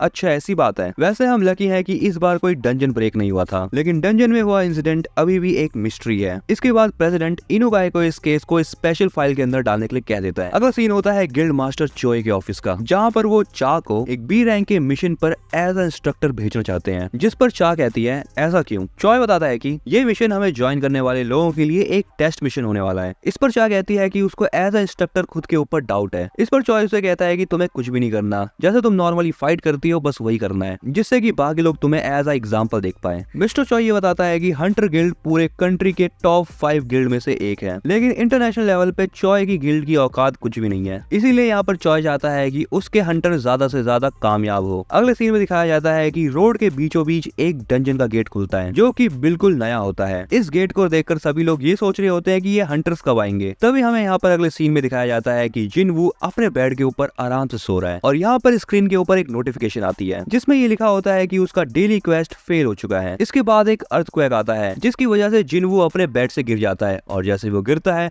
वो देखता है कि वो एक डेजर्ट में है और ये चीज देखने के बाद वो बहुत ज्यादा चौंक जाता है। जिनवू को ये सारी चीजें एक सपना लग रही थी, लेकिन तभी उसके पीछे एक बहुत बड़ा सा मॉन्स्टर आ जाता है। ये मॉन्स्टर एक जायंट डेजर्ट सेंटीपीड है जिससे जिनवू को 4 घंटे तक सर्वाइव करना है और यही चीज है जिनवू की पहली पेनल्टी और ये चीज देखते ही जिनवू की हालत खराब हो जाती है। इसके बाद अगले सीन में जब जिनवू की नर्सेस आके उसको देखती हैं तब जिनवू अपने बेड के ऊपर नहीं होता है। दूसरी तरफ डेजर्ट के अंदर जिनवू सेंटीपीड से बच के भाग रहा होता है। वैसे बट यहाँ पर कोई एक सेंटीपीड नहीं है, जिनवू को यहाँ पर बहुत सारे सेंटीपीड दिखते हैं। जिनवू भागते भागते बस यहाँ पर ये सोच रहा है कि ये सेंटीपीड इतने सारे कैसे हो सकते हैं। इसी के साथ हमें ये भी दिखाया जाता है कि जिनवू 2 घंटे तक सरवाइव कर चुका है। दूसरी तरफ यहाँ पर जो नर्सेस होती हैं वो पूरे हॉस्पिटल के अंदर जिनवू को सर्च करती हैं, लेकिन उनको जिनवू कहीं भी नहीं मिलता। इसके बाद फिर से सीन शिफ्ट होता है जिनवू की तरफ। यहाँ पर जिनवू को बस 10 सेकंड तक और सर्वाइव करना है, जिसके बाद उसका ये सर्वाइवल कंप्लीट हो जाएगा। जैसे ही सेंटीपीड आखिरी सेकंड में जिनवू के ऊपर अटैक करने वाला होता है उसका टाइम पूरा हो जाता है और जिनवू फिर से अपने हॉस्पिटल रूम के अंदर टेलीपोर्ट हो जाता है। इसके बाद उस स्क्रीन के ऊपर एक नोटिफिकेशन आती है जिसमें ये लिखा होता है कि पेनल्टी क्वेस्ट पूरा हो चुका है, बट इसी के साथ साथ उसको रिवॉर्ड एक्सेप्ट करने का ऑप्शन भी मिलता है। लेकिन जिनवू यहाँ पर इतना थक चुका है कि वो पहले ही बेहोश हो जाता है। नेक्स्ट सीन होता है सुबह का। यहाँ पर वो अपनी बहन से फोन पर बात कर रहा होता है। जिनवू जिना को अपना हालचाल दे रहा होता है और बात पूरी होने पर वो रूम से निकल जाता है। अगला सीन होता है जूही का, जहाँ पर उसे एक मिशन के लिए बुलाया जा रहा है। जूही को बताया जाता है कि हैपजोंग नाम की एक जगह में एक डी रैंक का गेट ओपन हो चुका है और बाकी के जो गिल्ड्स हैं वो थोड़े बिजी हैं, इसीलिए अब उन्हें जूही की जरूरत है। बट जूही यहाँ पर माफी मांगते हुए मना कर देती है। बट कॉल पर बात कर रहा आदमी उसको तभी बताता है जिनवू को होश आ चुका है। ये सुनकर जूही खुश हो जाती है और वो अगले सीन में जिनवू से मिलने के लिए हॉस्पिटल पहुंचती है। लेकिन जूही देखती है कि जिनवू नीचे ग्राउंड में रनिंग कर रहा है और जूही के बगल में 2 नर्सेस खड़ी हैं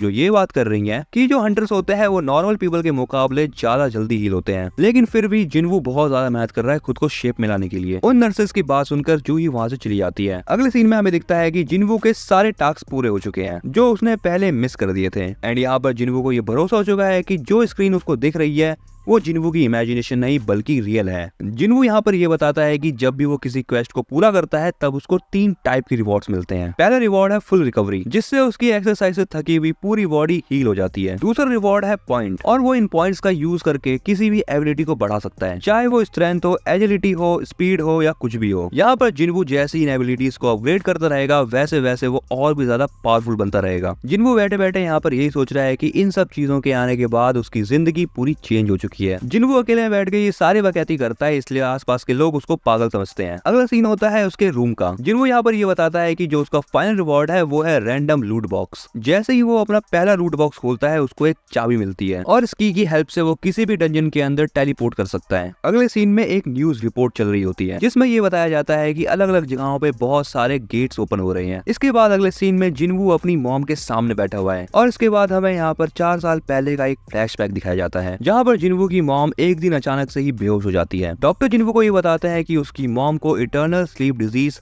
जिसे फाइनल रेस्ट भी कहते हैं वो बीमारी हो रखी है और ये बीमारी तब से लोगों के अंदर पाई जा रही है जब से गेट ओपन होना शुरू हुए हैं। लेकिन ये बीमारी 10,000 में से किसी एक आदमी को ही होती है और ऐसे भी एक थ्योरी है कि ये बीमारी इंसान को तब भी हो सकती है जब किसी इंसान के अंदर माना का एक्सपोजर ज्यादा हो जाए। लेकिन अब यहाँ पर जिनवू की मॉम को खाली लाइफ सपोर्ट के ऊपर ही रखा जा सकता है। जिनवू अपनी मॉम के लिए सबसे पहले लेबर का काम करता है, लेकिन उसके बाद वो हंटर एसोसिएशन को ज्वाइन करने की सोचता है एंड वो हंटर एसोसिएशन ज्वाइन कर भी लेता है। ये सारी की सारी बातें वो जिना को बताता है, जिस पर जिना कहती है कि ये काम तो बहुत ज्यादा खतरनाक है, बट जिनवू कहता है कि चिंता करने की कोई भी जरूरत नहीं। जिनवू को यहाँ पर वो फ्लैशबैक भी याद आते हैं जब वो मिशन पर बहुत ज्यादा यूजलेस हुआ करता था, इसीलिए प्रेजेंट में जिनवू अपने पॉइंट्स को स्ट्रेंथ बढ़ाने के लिए यूज कर रहा है। अगला सीन होता है हैपजियोंग स्टेशन का, जहाँ पर जिनवू अपने टूल्स को लेकर डंजन के अंदर जाने के लिए रेडी है। जिनवू यहाँ पर उसी चाबी का यूज करते हुए एक गेट को ओपन करता है और यहाँ पर उसकी स्क्रीन के ऊपर एक नोटिफिकेशन आता है जिस पर ये लिखा हुआ होता है कि वो एक इंस्टेंस डंजन के अंदर एंटर कर चुका है। इसके बाद वो गेट भी बंद हो जाता है जहाँ से जिनवू ने एंट्री ली थी। लेकिन यहाँ पर एक ट्विस्ट होता है,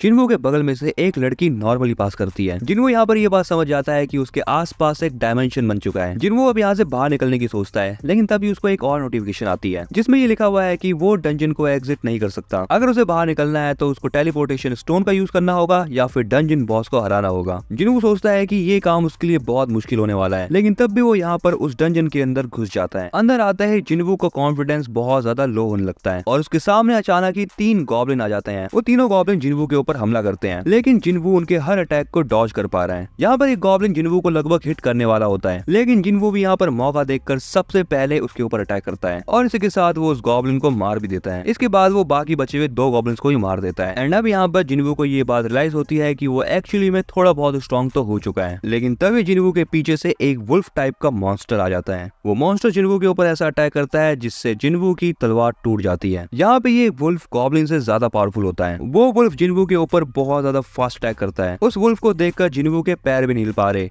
और जिनवू सोचता है कि क्या उसको डर लग रहा है। जिनवू यहाँ पर उस मॉन्स्टर के साथ हैंड टू हैंड फाइट कर रहा है, लेकिन उसके पास इतनी पावर नहीं है कि वो उसको अकेला मार दे। इसीलिए अब वो उस भेड़िए से बचकर इधर उधर भागने लगता है। जिनवू सोचता है कि उसके पास कोई हीलर नहीं है, इसलिए वो खुद को चोट नहीं पहुंचा सकता। इसी के साथ ही में वो ये बात भी सोचता है कि काश उसके पास एक वेपन होता। लेकिन तभी यहाँ पर जिनवू को कुछ याद आता है और वो चिल्लाता है इन्वेंट्री। जिनवू के ये बोलते ही सिस्टम उसको एक इन्वेंट्री खोल के दे देता है। एंड इसके बाद जो होता है बडीज, वो बिल्कुल भी एक्सपेक्टेड नहीं था। जिनवू उस इन्वेंट्री से एक स्वॉर्ड निकालता है और उसी स्वॉर्ड का यूज करके वो उस मॉन्स्टर को बहुत आराम से मार देता है। एक्चुअली में यहाँ पर जिनवू को भी नहीं पता था कि उसकी इन्वेंट्री में ये स्वॉर्ड रखी हुई है, लेकिन उसको माशिमा की बात याद आती है।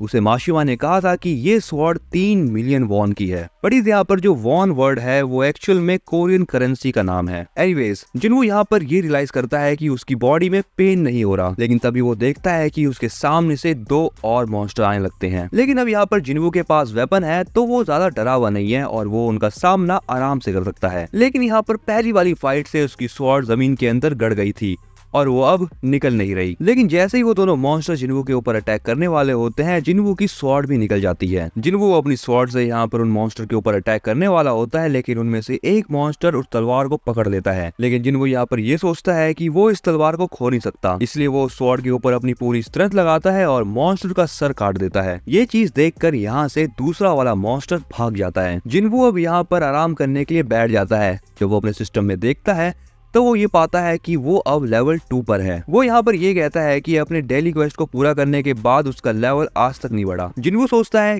क्या लेवल अप होने से उसकी सारी की सारी एबिलिटीज एक पॉइंट से बढ़ जाएगी। इसी के साथ वो ये बताता है कि डेली क्वेस्ट को पूरा करने के बाद उसको 3 पॉइंट्स मिलते हैं। इसीलिए वो कहता है लड़ाई में लेवल अप करना बहुत ज्यादा फास्ट है। लेकिन जिनवू को एक बात समझ नहीं आ रही कि पॉइंट के इंक्रीज होने से उसकी एबिलिटीज कितनी इंक्रीज होगी, क्योंकि उसको उसकी बाकी एबिलिटीज का तो पता नहीं, लेकिन उसको अपनी स्ट्रेंथ का पता है। उसकी स्ट्रेंथ अभी 32 पॉइंट्स है, लेकिन तब भी उसके मूवमेंट्स अभी भी बहुत ज्यादा लाइट है। जिनवू अब मरे हुए मॉन्स्टर के पास जाकर देखता है तो उसको यहाँ पर अब मैजिकल जैम नहीं मिल रहे, लेकिन उसका सिस्टम उसे अलग अलग आइटम जरूर दे रहा है। जिनवू को ऐसा लग रहा है कि ये मैजिकल बीस्ट और ये वाला डंजन बाकी के डंजन से अलग है। इसके बाद जिनवू के सिस्टम में एक शॉप खुलती है, जहाँ से जिनवू अभी कुछ भी नहीं खरीद सकता क्योंकि अभी उसका लेवल बहुत कम है, लेकिन वो आइटम्स को सोल्ड जरूर कर सकता है। इसीलिए अभी जो जिनवू को सिस्टम से आइटम मिला था, जिनवू उसको बेच देता है, जिसके बदले में जिनवू के सिस्टम में 20 गोल्ड कॉइन ऐड हो जाते हैं। जिनवू यहाँ पर ये नहीं जानता कि एक्चुअली में ये 20 गोल्ड कॉइन कैश में कितने होंगे। इसीलिए अब जिनवू यहाँ पर अपनी स्वॉर्ड को उठाता है और वो खुद से कहता है चाहे कुछ भी हो जाए उसको इस डंजन के बॉस को मारना होगा या फिर टेलीपोर्टेशन स्टोन को ढूंढना होगा, और अगर उसने ये सब कुछ जल्दी नहीं करा तो उसको खाने की कमी पड़ सकती है। जिनवू सोचता है कि वो डंजन के बॉस को नहीं हरा सकता क्योंकि उसका लेवल बहुत कम है, लेकिन जैसे ही जिनवू अपने बगल में देखता है वहाँ पर बहुत सारे मॉन्स्टर अपीयर हो जाते हैं। जिनवू उन सारे के सारे मॉन्स्टर को देखकर डरता नहीं है और उनके ऊपर अटैक करने के लिए दौड़ता है। अब यहाँ पर वो 3-4 मॉन्स्टर को मार भी देता है और वो कहता है मैं इतनी आसानी से यहाँ पर नहीं मरने वाला। तभी यहाँ पर उसको फ्लैशबैक भी आने लगते हैं कि पहली बार वो कैसे मरा था, और इसके बाद जिनवू स्माइल करता है और शुरू हो जाता है। जिनवू यहाँ पर बिना डरे एक के बाद एक मॉन्स्टर को मारे जा रहा है, जिससे उसका लेवल अप भी बहुत तेजी से हो रहा है। जैसे ही जिनवू उन सभी मॉन्स्टर को मार देता है तब उसको सिस्टम एक टाइटल देता है जो कि है वुल्फ असैसिन। लेकिन जिनवू यहाँ पर एक और बात नोटिस करता है, जिनवू की स्वॉर्ड थोड़ी बहुत टूट रही है, यानी वो चिप्ड हो चुकी है, जिसे देखकर जिनवू समझ जाता है कि उसको कोई भी वेपन क्यों ना मिल जाए, लास्ट में उसकी हालत ऐसी हो जानी है। इसके बाद सिस्टम जिनवू को ये बताता है कि उसके पास 34 वुल्फ फैंग आ चुके हैं और फाइनली उसको टेलीपोर्टेशन स्टोन भी मिल चुका है। अब यहाँ पर जिनवू ये बात सोचता है कि क्या उसको अब वापस घर चले जाना चाहिए, क्योंकि उसके पास लेवल अप करने का इससे बेटर चांस हो ही नहीं सकता। लेकिन यहाँ पर जिनवू घर नहीं जाता और आगे चलता रहता है। इसके बाद अगला सीन जूही का होता है, जहाँ पर उसको एक कॉल आती है। जूही को यहाँ पर ये पता लगता है कि जिस डंजन के लिए उसको बुलाया जा रहा था वो डंजन ब्रेक हो चुका है, इसीलिए अब उन्हें हीलर्स की जरूरत है। अगला सीन फिर से डंजन का होता है जहाँ पर जिनवू मॉन्स्टर से लड़े जा रहा है। जिनवू बताता है कि जैसे जैसे वो मॉन्स्टर को मार रहा है वैसे वैसे उसका लेवल अप हो रहा है, जिससे उसके लिए ये काम और भी ज्यादा आसान हो चुका है। जिनवू बताता है कि हर मॉन्स्टर के नेम टैग पर एक कलर होता है। व्हाइट कलर का मतलब होता है कि वो मॉन्स्टर जिनवू से वीक है, ऑरेंज का मतलब है कि वो जिनवू के पावर लेवल का है, और रेड का मतलब वो जिनवू से बहुत ज्यादा पावरफुल है। इसके बाद जिनवू नीचे जाने की सोचता है, जबकि उसे पता है कि नीचे एक बहुत ज्यादा खतरनाक मॉन्स्टर है। नीचे जाते हुए जिनवू ये सोचता है कि ये सीढ़ियां इतनी लंबी तो नहीं थी। अब जैसे ही जिनवू नीचे पहुंचता है थोड़ी देर तक तो सिचुएशन शांत रहती है, लेकिन अचानक से ही जिनवू के ऊपर एक अटैक होता है, और वो अटैक इतना ज्यादा फास्ट होता है कि जिनवू कुछ रिएक्ट भी नहीं कर पाता। इस वाले अटैक से जिनवू की स्वॉर्ड भी टूट जाती है। इसके बाद जैसे ही जिनवू उस मॉन्स्टर का नेम टैग देखता है, वो नेम टैग ऑरेंज कलर में होता है। जिनवू उस मॉन्स्टर से कहता है, क्या तुम इस डंजन के बॉस हो? इसी के साथ वो ये भी देखता है कि इस मॉन्स्टर की पूरी बॉडी स्केल से कवर्ड है, जिसका मतलब ये हुआ कि स्वॉर्ड का यूज करना बिल्कुल ही यूजलेस है। जिनवू अब यहाँ पर फाइट करने के लिए आगे बढ़ता है, लेकिन जैसे ही वो फाइट करने के लिए जाता है वो मॉन्स्टर जिनवू को बहुत बुरी तरीके से मारता है। मॉन्स्टर से इतनी मार खाने के बाद जिनवू सोचता है मुझे अपनी जिंदगी को बदलने के लिए कितना स्ट्रांग बनना पड़ेगा। तभी अब यहाँ पर एक फ्लैशबैक दिखाया जाता है। जिनवू एक बेंच पे बैठा हुआ है, उसी के साथ मिस्टर सॉन्ग भी है। मिस्टर सॉन्ग जिनवू को बोलते हैं, सभी लोग तुमको एक वीकेस्ट हंटर बुलाते हैं और अब तुम्हें उन्हें गलत प्रूफ करना है। जिस पर जिनवू कहता है, बिल्कुल ऐसा ही होगा। प्रेजेंट में जिनवू अभी भी उस मॉन्स्टर से पिट रहा है, जिसके बाद अब जिनवू यहाँ पर खुद से कहता है कि मैं यहाँ पर स्ट्रांग बनने आया हूँ और मैं स्ट्रांग बन के रहूंगा। ऐसा बोलते ही हमें यहाँ पर जिनवू की बॉडी में कुछ चेंजेस दिखते हैं। जिनवू अब यहाँ पर उस मॉन्स्टर के ऊपर अटैक करते हुए ये सोचता है ये मॉन्स्टर डंजन के गॉड स्टैचू के सामने कुछ भी नहीं है। अब इसके बाद जिनवू अपनी स्वॉर्ड से एक के बाद एक अटैक करता है, लेकिन उस मॉन्स्टर को कोई भी फर्क नहीं पड़ता, जिसे देखते हुए अब जिनवू अपनी स्वॉर्ड को फेंक देता है और अपनी हाथों की मदद से ही उसके स्केल्स को तोड़ने लगता है, और वो इस चीज में सक्सेसफुल भी हो जाता है। वो अपने हाथों से ही उस मॉन्स्टर को मार देता है। एंड ऐसा करने के बाद जिनवू ये सोचता है कि अब मुझे लगता है मैं थोड़ा बहुत स्ट्रांग हो चुका हूँ। जिसके बाद उसको सिस्टम से एक नोटिफिकेशन आता है। उस नोटिफिकेशन में लिखा जाता है कि उसने king of the swamp blue venom fanged Kasaka को हरा दिया। अब यहाँ पर जिनवू को उस ब्लू वेनम फैंग्ड कसाका को मारकर एक नया वेपन मिला है। ये वेपन एक डैगर है जो कि पहली वाली स्वॉर्ड से डबल पावरफुल है। इस वेपन की खासियत यह है कि इससे अटैक करने पे अपोनेंट पैरालाइज हो जाएगा। एनीवेज अब यहाँ पर ये डंजन गायब हो जाता है, और उस डंजन के गायब होते ही ये स्टेशन एक नॉर्मल स्टेशन बन जाता है। इसके बाद जैसे ही जिनवू उस स्टेशन से बाहर निकलता है, उसे बाहर निकलते ही एक सोल्जर दिखाई देता है। वो सोल्जर जिनवू से कहता है, क्या तुम्हें पता नहीं है कि यहाँ पर आना मना है? लेकिन जैसे ही उस सोल्जर को ये बात पता लगती है कि जिनवू एक हंटर है, वो सोल्जर जिनवू से पोलाइटली बात करने लगता है। जिसके बाद वो सोल्जर जिनवू को डंजन ब्रेक वाली जगह पर लेके जाता है। अब यहाँ पर जिनवू की परसेप्शन और भी ज्यादा स्ट्रांग हो चुकी है, इसलिए वो पहली सेंस कर लेता है कि आसपास एक बॉस है। तभी यहाँ पर हमें दिखता है कि दूसरी तरफ एक डंजन का बॉस घूम रहा है, जिसकी नॉर्मल सिटीजन फोटो ले रहे हैं। उस बॉस को मारने के लिए यहाँ पर बहुत सारे हंटर्स लगे पड़े हैं, लेकिन वो उसका कुछ भी नहीं उखाड़ पा रहे। जिनवू भी पीछे खड़े होकर ये सारी की सारी चीजें देख रहा होता है। उन हंटर्स को देखकर जिनवू कहता है, इन सभी में 8 E रैंक हंटर्स हैं और एक ही D रैंक हंटर है। तभी वो उन सभी में जूही को भी नोटिस करता है। जूही यहाँ पर हंटर्स को हील करने की सोचती है, लेकिन उसका डर अभी भी नहीं गया, इसीलिए वो फुल फोकस के साथ काम नहीं कर पा रही। जिनवू उस मॉन्स्टर को देखकर सोचता है कि ये एक D रैंक बॉस है और मैं इसको आराम से हरा सकता हूँ। जिसके बाद जिनवू यहाँ पर अपनी टूटी हुई स्वॉर्ड को उस बॉस के मुंह पे फेंक के मारता है। इस अटैक से उस बॉस का डिफेंस ब्रेक हो जाता है, जिसे देखते हुए बाकी के हंटर्स भी उस बॉस के ऊपर अटैक करने लगते हैं एंड वो सभी मिलकर फाइनली उस बॉस को हरा देते हैं। बट तभी उन हंटर्स में से एक हंटर ये बात सोचता है कि आखिर इस बॉस का डिफेंस टूटा कैसे। इसलिए वो हंटर सोल्जर से पूछता है कि आखिर ये स्वॉर्ड किसने फेंकी थी, जिस पर वो सोल्जर उसे बताते हुए कहता है कि ये स्वॉर्ड उस हंटर ने फेंकी थी जो कि पीछे खड़ा है। वो हंटर जिनवू को देखकर ये बात सोचने लगता है कि क्या ये हंटर हमसे ज्यादा ऊपर है। जिनवू जाते जाते ये सोचता है कि मैंने ये एक्सपेक्ट नहीं किया था कि ये बॉस एक ही हिट में मर जाएगा। जूही भी यहाँ पर जिनवू को नोटिस कर लेती है, लेकिन जिनवू उसको बिना देखे ही आगे बढ़ जाता है और को बहुत सारे डेली क्वेस्ट मिलते जा रहे हैं और उन सभी क्वेस्ट को पूरा करने के बाद वो खुद का लेवल अप करते जा रहा है। लेकिन वो अभी भी हॉस्पिटल में ही है। हॉस्पिटल की नर्सें जिनवू के बारे में ही बात कर रही है। वो ये कह रही होती है कि वो E क्लास हीरो जिनवू कितना कूल और हैंडसम है। जब वो यहाँ पर आया था तब उसकी हालत अच्छी नहीं थी, लेकिन अब वो एक्सरसाइज करता है रोज और उसकी बॉडी भी शेप में आ चुकी है। अगला सीन होता है जिन्वू का। जिन्वू अपने रूम में है जहाँ पर वो वर्कआउट कर रहा है। तभी उसके रूम में एक नर्स आती है। वो नर्स जिन्वू की बॉडी को देखकर शॉक हो जाती है, या ये भी कह सकता है कि उसे जिन्वू के ऊपर क्रश हो जाता है। इसके बाद वो नर्स जिन्वू को ये बताती है कि वो आज डिस्चार्ज होने वाला है, तो इसीलिए वो उससे ये पूछने आई है कि क्या वो अच्छा फील कर रहा है। जिस पर जिन्वू उस नर्स से कहता है कि वो अच्छा फील कर रहा है। वो नर्स कहती है कि अगर ऐसी बात है तो ये पेपर वर्क पूरे कर लेना। जिसके बाद जिन्वू उसको थैंक्स कहके जाने लगता है, लेकिन वो नर्स उससे उसका नंबर मांग लेती है। जिन्वू भी ये सोच के उसको अपना नंबर दे देता है कि हो सकता है कि शायद फ्यूचर में कोई काम पड़े। इसके बाद अगला सीन जिन्वू के घर का होता है, जहाँ पर जिन्वू की बहन स्कूल जाने के लिए रेडी भी हो रही है और इसी के साथ वो न्यूज भी देख रही है। जिन्वू अपने रूम से बाहर आता है। जिन्वू की बहन जिन्वू को देखकर उससे ये पूछती है कि क्या तुम वर्कआउट कर रहे हो। जिन्वू कहता है हाँ बस थोड़ा बहुत। एंड ये कहने के बाद वो अपनी बहन को स्कूल भेज देता है। अपनी बहन के जाने के बाद जिन्वू सिस्टम में देखता है, जिसे देखकर वो ये कहता है कि अभी उसकी 10 किलोमीटर की रनिंग बाकी है, जिसे वो बाद में पूरा करेगा। बट इसके बाद वो ये सोचता है कि अब उसे अपने पॉइंट्स का यूज किस एबिलिटी को बढ़ाने में करना चाहिए। जिसके बाद वो डिसाइड करता है कि वो अपनी इंटेलेक्ट एबिलिटी को बढ़ाएगा। इंटेलेक्ट का मतलब है अपनी इंटेलिजेंस को। बट तभी जिन्वू के लैंडलॉर्ड का कॉल आता है, जिसे देखकर जिन्वू बहुत घबराहट में अपना फोन उठाता है। जिन्वू का लैंडलॉर्ड उसे बताता है कि तुमने अभी तक किराया नहीं भरा, लेकिन कोई बात नहीं, अगर तुम्हें कोई अभी दिक्कत है तो तुम बाद में भी दे सकते हो। जिन्वू कहता है कि उसे कोई दिक्कत नहीं है और वो जल्द ही रूम का किराया भर देगा। मकान मालिक का फोन कटने के बाद जिन्वू ये सोचता है कि अब वो गॉब्लिन्स को आराम से मार सकता है, तो किराया भरना उसके लिए कोई बड़ी बात नहीं है। इसके बाद वो अपने फोन में कुछ चेक करता है और फोन को देखते देखते वो कहता है अगर उसको ज्यादा पैसे कमाने हैं तो उसको एक हाई रैंक के गेट में जाना होगा। लेकिन इसी के साथ ही साथ जिन्वू ये सोचता है कि अभी वो एक ई रैंक का हंटर है,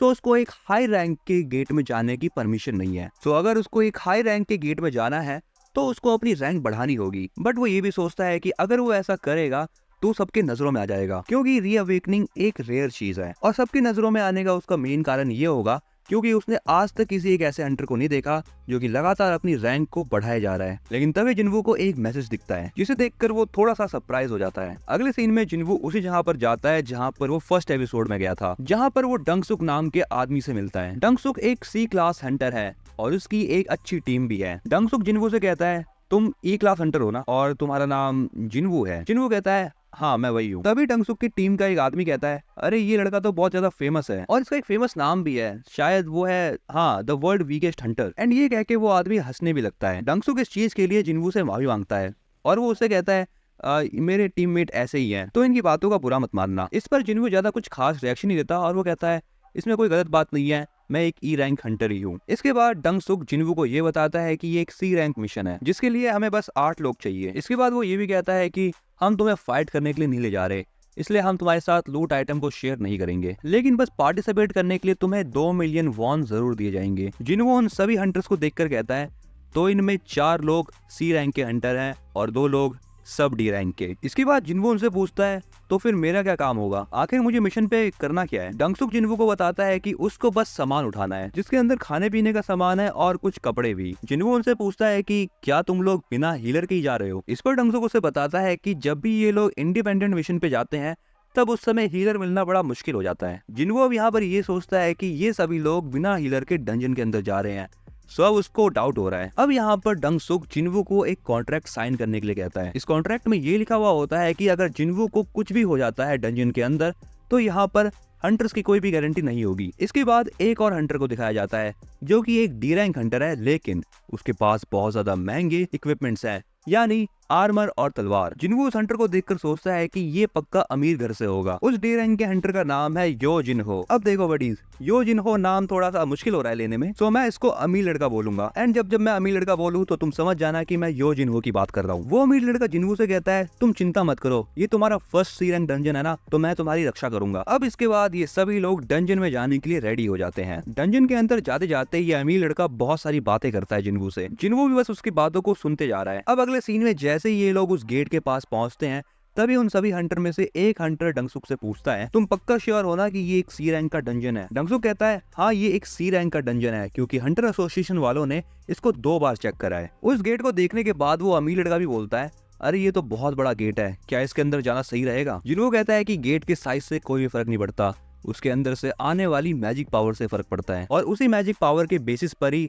हंटर एसोसिएशन गेट का रैंक डिसाइड करती है। इसके बाद अगला सीन होता है डंजन का, जहाँ पर ये सभी लोग आ चुके हैं। डंगसुक अपने एक टीममेट से कहता है कि यहाँ पर थोड़ी लाइट करो। जैसे ही वो हंटर लाइट करता है तभी ये लोग समझ जाते हैं कि यहाँ पर कोई भी मैजिक बीस्ट नहीं है। जिन्वू ये सब देखकर ये सोच रहा है कि ये बिल्कुल कार्टन एंड टेम्पल जैसा ही लग रहा है। अमीर लड़का जिन्वू से पूछता है ये ग्लो स्टोन क्या होते हैं। जिन्वू उसे बताता है कि वो एक ऐसे पत्थर होते हैं जिनमें से लाइट्स निकलती हैं। इसके बाद ये सभी लोग उस डंजन के थोड़ा और अंदर जाते हैं। वहाँ पर वो अमीर लड़का फिर से कुछ बकर बकर कर रहा होता है जिन्वू से, लेकिन जिन्वू सबको शांत होने के लिए कहता है क्योंकि जिन्वू को मॉन्स्टर्स की आवाज सुनाई दे रही होती है। थोड़ी देर तक शांत रहने के बाद जिन्वू सबको ये बता देता है कि हमारी तरफ इंसेक्ट टाइप बीस्ट आ रहे हैं। जिन्वू की बात सुनने के बाद सभी लोग यहाँ पर अलर्ट हो जाते हैं। अब धीरे धीरे करके उन लोगों को भी आवाज सुनाई देने लगती है, जिसके बाद ये चींटी जैसे दिखने वाले बहुत सारे बीस्ट अटैक कर देते हैं उन हंटर्स के ऊपर। डंगसुक की टीम का एक मेंबर उन चींटियों के ऊपर हमला करने लगता है और इसी के साथ ही साथ दूसरी तरफ डंगसुक उन सभी चींटियों को अपनी तरफ अट्रैक्ट करता है। जैसे ही वो सभी की सभी चींटियां डंगसुक की तरफ आती है,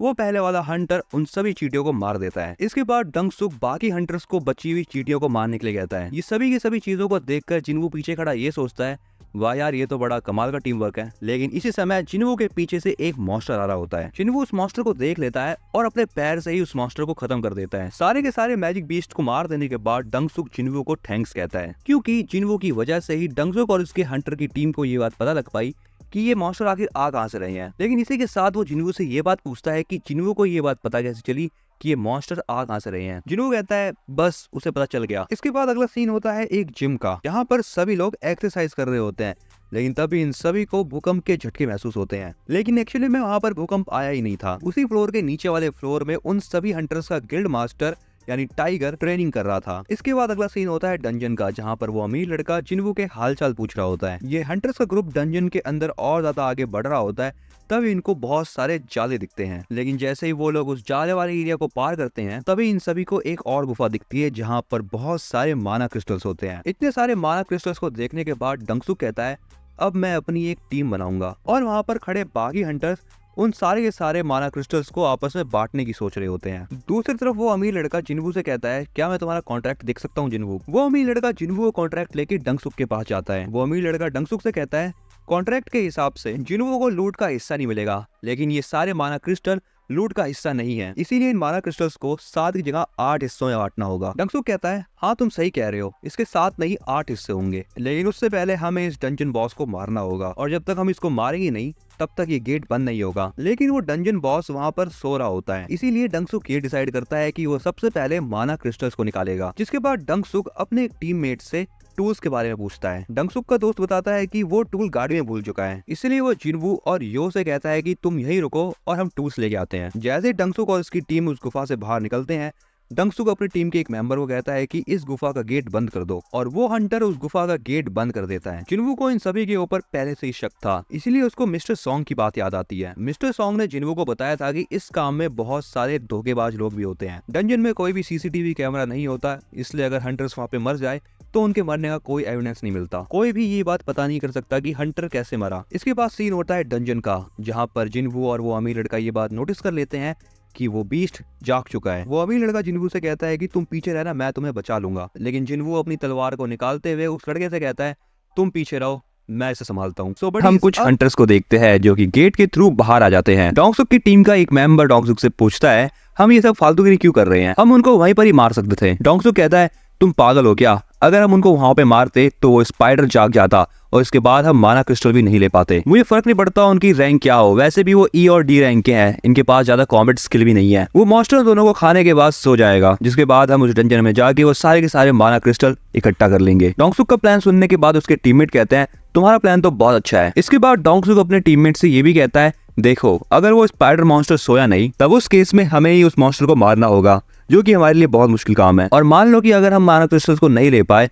तो चिंता मत करो, वो अमीर लड़का जो है उसका आर्मर और वेपन बहुत महंगे बिकेंगे। इसके बाद अगला सीन होता है जिन्वू और उस अमीर लड़के का। वो अमीर लड़का जिन्वू से कहता है तुम पागल हो चुके हो क्या, एक बी रैंक का हंटर ही एक सी रैंक के डंजन बॉस को मार सकता है। उस अमीर लड़के की बात सुनने के बाद जिन्वू भी सोचता है ये कह तो सही रहा है, भले ही उसकी रीअवेकनिंग हुई है और उसका थोड़ा सा लेवल अप हुआ हो, लेकिन है वो अभी भी वीक। और इससे पहले के जितने भी बॉसेस को उसने हराया है वो डी रैंक के थे। ये सब बातें पता होने के बाद भी जिन्वू आगे बढ़ता है और उस मॉन्स्टर के ऊपर एक स्ट्राइक करता है। स्ट्राइक करने के बाद जिन्वू उस लड़के से कहता है हंटर्स को हंटर एक रीजन की वजह से कहा जाता है और असली हंटिंग तो अभी चालू होगी। इसके बाद अगला सीन होता है हंटर्स एसोसिएशन का, जहाँ पर गाड़ी के अंदर प्रेसिडेंट और उसका असिस्टेंट बैठा हुआ है। प्रेसिडेंट अपने असिस्टेंट से बोलता है, ये मीडिया और ये सब फालतू काम के चक्करों में मैं बहुत थक जाता हूँ। इसके बाद गाड़ी चलाते हुए असिस्टेंट प्रेसिडेंट से कुछ गाइडेंस के बारे में पूछता है। इसके बाद अगला सीन फिर से डंजन का होता है। डंजन के अंदर जिनवू और स्पाइडर की लड़ाई चल रही होती है। जिनवू जैसे ही अपने ब्लेड को स्पाइडर की स्किन के ऊपर मारता है, वो ये फील करता है कि स्पाइडर की स्किन बहुत ज्यादा हार्ड है। इसी के साथ स्पाइडर बहुत ज्यादा फास्ट और पेनफुल अटैक कर रहा है